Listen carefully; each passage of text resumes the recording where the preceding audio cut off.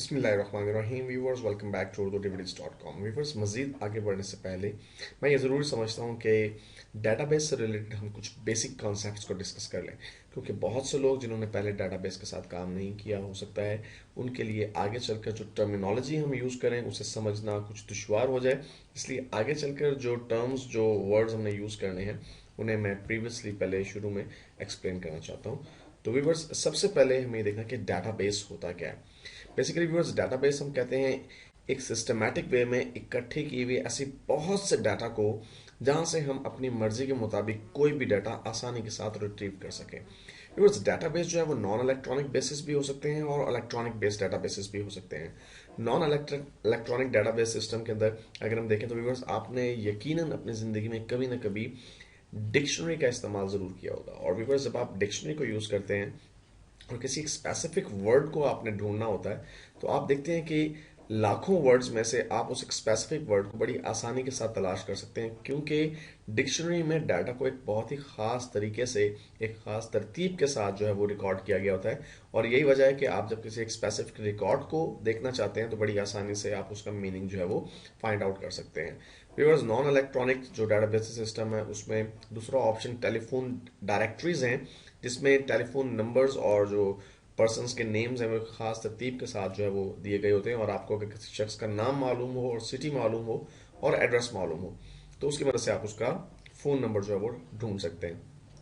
दूसरी जो viewers database की टाइप है वो इलेक्ट्रॉनिक डेटाबेस, और डेफिनेटली हमने इलेक्ट्रिक डेटाबेस सिस्टम को ही इस ट्यूटोरियल के अंदर डिस्कस करना है, क्योंकि माइक्रोसॉफ्ट एक्सेस एक इलेक्ट्रिक डेटाबेस सिस्टम है। व्यूवर्स, सेकेंडली हमें ये देखना है कि डीबीएमएस या डेटाबेस मैनेजमेंट सिस्टम क्या है।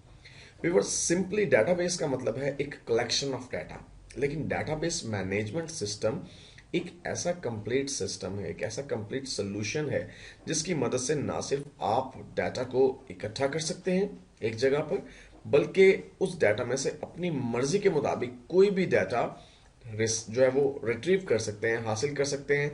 डाटा में मौजूद जो डिफरेंट रिकॉर्ड्स हैं उन्हें कंपेयर कर सकते हैं, उनकी रिपोर्ट्स जनरेट कर सकते हैं और भी उसके साथ बहुत सी मैनिपुलेशन कर सकते हैं। तो व्यूअर्स, माइक्रोसॉफ्ट एक्सेस एक कंप्लीट डेटाबेस मैनेजमेंट सिस्टम है।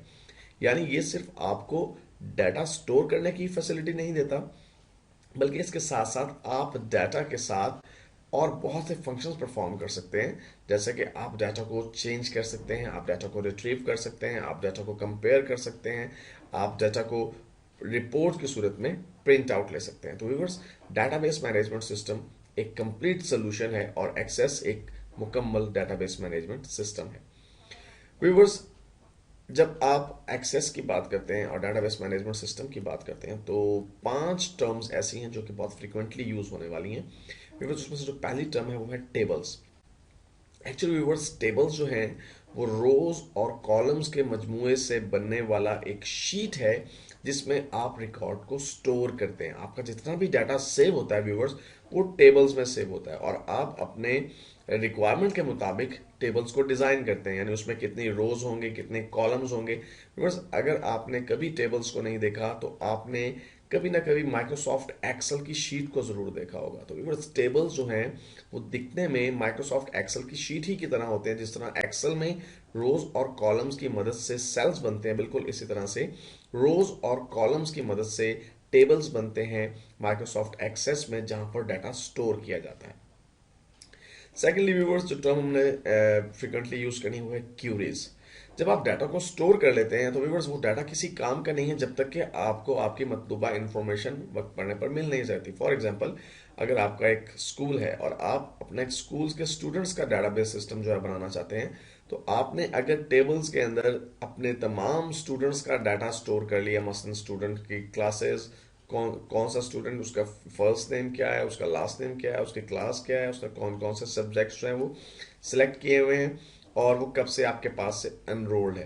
तो व्यूअर्स, ये तमाम रिकॉर्ड अगर आपके पास मौजूद है, लेकिन अगर वक्त पड़ने पर आप उस रिकॉर्ड को सॉर्ट आउट नहीं कर सकते, उसमें से कोई इंफॉर्मेशन गेट नहीं कर सकते, तो बेकार है। बेसिकली क्यूरीज वो टूल है जिसकी मदद से आप टेबल्स में पड़े हुए डाटा में से अपनी मर्जी का डाटा जो है वो रिट्रीव करते हैं। फॉर एग्जाम्पल, आपके पास 5,000 स्टूडेंट्स का डाटा मौजूद है और आप ये जानना चाहते हैं कि हमारे पास एक ऐसा स्टूडेंट जिसकी डेट ऑफ बर्थ 3 जनवरी 1982 हो या उससे अबव हो, मुझे ऐसे तमाम स्टूडेंट्स की लिस्ट चाहिए, या मुझे ऐसे तमाम स्टूडेंट्स की लिस्ट चाहिए जिनका सेकंड नेम या लास्ट नेम जो है वो कामरान है।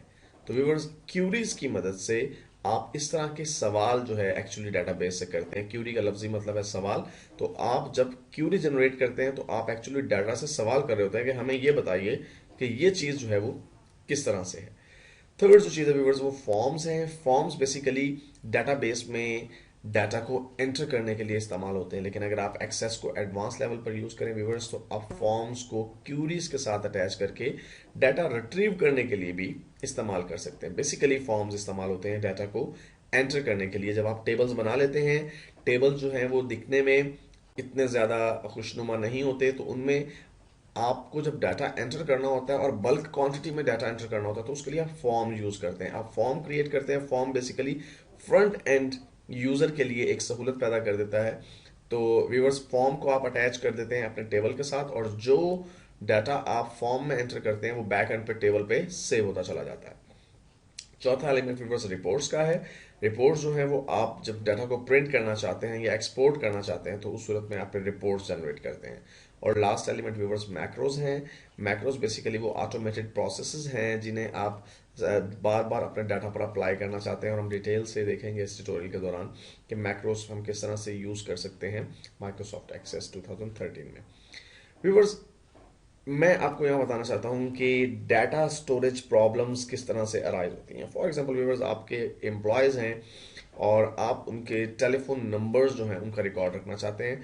अब प्रॉब्लम ये क्रिएट हो सकती है कि आपका एक ही एम्प्लॉय है, उसका जो है वो ऑफिस का नंबर भी है आपके पास, उसका सेल नंबर भी है, उसका होम नंबर भी है, उसका इमरजेंसी नंबर भी है। इस सूरत में व्यूअर्स, अगर आप अपने पास एक ही टेबल में तमाम डाटा स्टोर करते हैं तो उससे एक प्रॉब्लम क्रिएट होती है। और वो प्रॉब्लम ये है, आप देखिए व्यूअर्स, के फर्स्ट नेम जेम्स जेम्स बार बार रिपीट हो रहा है, लास्ट नेम एबट एबट बार बार रिपीट हो रहा है, क्योंकि जेम्स एबट का ऑफिस नंबर भी है, सेल नंबर भी है, होम नंबर भी है। व्यूअर्स, अगर आप इस डाटा को एक ही टेबल के अंदर एक और तरीके से स्टोर करने की कोशिश करें तो देखिए क्या होगा। मिसाल के तौर पे आप कहते हैं हम एक ऐसा टेबल बना लेते हैं जिसमें हम ऑफिस, सेल, होम और इमरजेंसी के अलग अलग कॉलम्स बना लें। इससे क्या होगा व्यूअर्स, यहाँ पर एक और प्रॉब्लम क्रिएट हो रही है। यहाँ पर नाम तो रिपीट नहीं हो रहे आप देख रहे हैं, लेकिन व्यूअर्स बहुत सारे सेल्स जो हैं वो एम्प्टी हैं। मिसाल के तौर पर रॉबर्ट अकोस्टा जो सेकंड हमारे पास रिकॉर्ड है, इसमें सेल नंबर नहीं है, सिर्फ ऑफिस नंबर है, होम नंबर नहीं है, इमरजेंसी नंबर नहीं है। तो ये एन मुमकिन है कि बहुत सारे एम्प्लॉयज ऐसे हों जिनका सिर्फ एक ही कॉन्टैक्ट नंबर हो। इस सूरत में आपने जो टेबल बनाई है इसमें बहुत सारे सेल्स जो है वो एम्प्टी रह जाएंगे, खाली रह जाएंगे। तो व्यूअर्स, यहाँ पर हम इस्तेमाल कर सकते हैं रिलेशनल डाटाबेसेस को। रिलेशनल डाटाबेसेस बेसिकली व्यूअर्स एक टेक्निक है जिसकी मदद से आप अपने डाटा को स्प्लिट करके 2, 3 या 4 डिफरेंट टेबल्स के अंदर सेव करते हैं, और फिर उन टेबल्स को एक्चुअली आप कीज की मदद से एक दूसरे के साथ लिंक कर देते हैं। मिसाल के तौर पर व्यूअर्स, आप कहते हैं कि हम एक टेबल बनाएंगे जिसमें सिर्फ एम्प्लॉयज की इंफॉर्मेशन होगी, उनमें एम्प्लॉय आईडी, फर्स्ट नेम और लास्ट नेम होगा, और एक टेबल बनाएंगे जिसमें हम एम्प्लॉयज के कॉन्टैक्ट नंबर्स रखेंगे। उसमें हम एम्प्लॉय आईडी की बेस पे जो है उनकी कॉन्टैक्ट नंबर्स को सेव कर सकेंगे। इससे व्यूअर्स बेनिफिट आपको ये होगा कि देखिए कि आपको जो एम्प्लॉयज का टेबल है उसमें हर एम्प्लॉय का नाम सिर्फ एक मरतबा आ रहा है, लेकिन एम्प्लॉय आईडी की बेस पर आपने दूसरे एक टेबल के अंदर जो है उसी एम्प्लॉय के 2 कॉन्टैक्ट नंबर जो है वो सेव किए हैं, और ये टेबल्स आपस में लिंक्ड हैं, जिसे हम कहते हैं रिलेशनल डाटाबेसेस। और हम डिटेल के साथ देखेंगे कि व्यूअर्स रिलेशनल डाटाबेसेस से क्या मुराद है और ये किस तरह से काम करते हैं, और हम किस तरह मुख्तलिफ किस्म के रिलेशनल डाटाबेसेस क्रिएट कर सकते हैं। तो व्यूअर्स, होपफुली आपने कुछ बेसिक अंडरस्टैंडिंग डेवलप कर ली होगी कि क्या टर्म्स यूज होती है माइक्रोसॉफ्ट एक्सेस में। तो व्यूअर्स, आगे हम मजीद इसको एक्सप्लोर करते हैं।